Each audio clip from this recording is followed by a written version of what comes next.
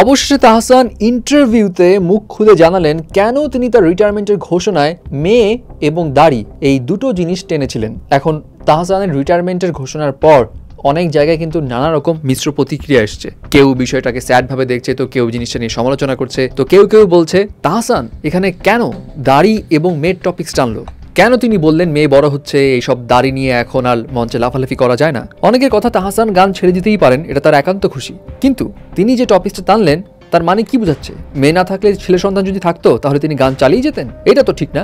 In fact অনেক তারকারাও আবার অরুণা বিশ্বাস এবং সোহানা সাবা তারাও তাহসানকে খোঁচা মেরে খুব বাজে প্রতিক্রিয়া জানিয়েছিলেন, যেমন বেসুরা গলায় তাকে গান গায়ে এমন ভাবেও কথাবার্তা বলেছিলেন আর কি। যদিও নাম মেনশন করেনি, বাট বুঝতে কারো বাকি নেই কার কথা বলা হচ্ছে।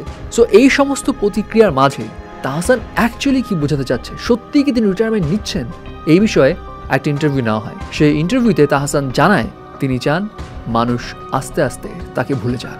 তাহসান জানায় তিনি যা বলেছেন সেটা সত্যি, তিনি সত্যিকার অর্থে রিটায়ারমেন্ট নিচ্ছেন। তিনি শুধু কনসার্ট না, কোনো নতুন গান রিলিজ করবেন না, বিনোদনের কোনো জায়গাতে আড্ডাও দিচ্ছেন না। সো টোটালি তিনি গান নয়, বিনোদন থেকেই একদম নিজেকে গুটিয়ে ফেলছেন, ওখান থেকেই তিনি রিটায়ারমেন্টে চলে যাচ্ছেন। এবং তিনি এটাও চান যে ইন্টারভিউটি তিনি দিচ্ছেন সেটা যেন তার শেষ ইন্টারভিউ হয়। কিন্তু প্রশ্ন হলো, কেন তাহসানের এমন সিদ্ধান্ত?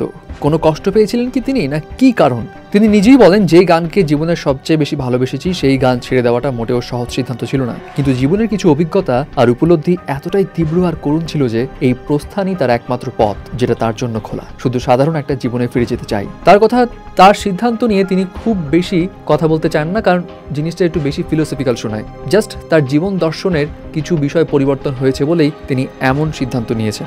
এছাড়া তাকে এই প্রশ্ন করা হয়, তিনি যে মঞ্চে বলেছিলেন মেয়ের জন্য এই সিদ্ধান্ত, এটা আসলে কেন? এর উত্তরে তাহসান বলেন মেয়ের কথাটা এসেছিল বয়স বোঝাতে, দাড়ি পেকে যাচ্ছে সব, এখন না নিজের কাছে এই প্রেমের গান গেয়ে মঞ্চ মাতানোটা মানানসই লাগে না। অনেকের জন্য হয়তো সহজ, কিন্তু আমার জন্য একটু বেমানান। দ্যাট মিনস তিনি কথাটা ক্যাজুয়ালি বলেছিলেন, বাট মানুষ এটাকে ধরে নানাভাবে মাল মশলা মিশিয়ে নিজের মতো করে প্রকাশ করছে। তিনি অ্যাকচুয়ালি বোঝাতে চাচ্ছেন তার বয়স হয়েছে, তিনি এই বয়সে প্রেমের গান আর গাইতে চাচ্ছেন না। অবশ্য শুধু প্রেমের গান নয়, তিনি তো কোনো গানই আর এখন গাবেন না। এবং তার সোশ্যাল মিডিয়া অ্যাকাউন্টস যে ডিঅ্যাক্টিভেট, এটার প্রসঙ্গেও তিনি বলেন অবসরে যাওয়া মানুষের এসবের প্রয়োজন নেই, আর সামাজিক যোগাযোগ মাধ্যম অসম্ভব টক্সিক।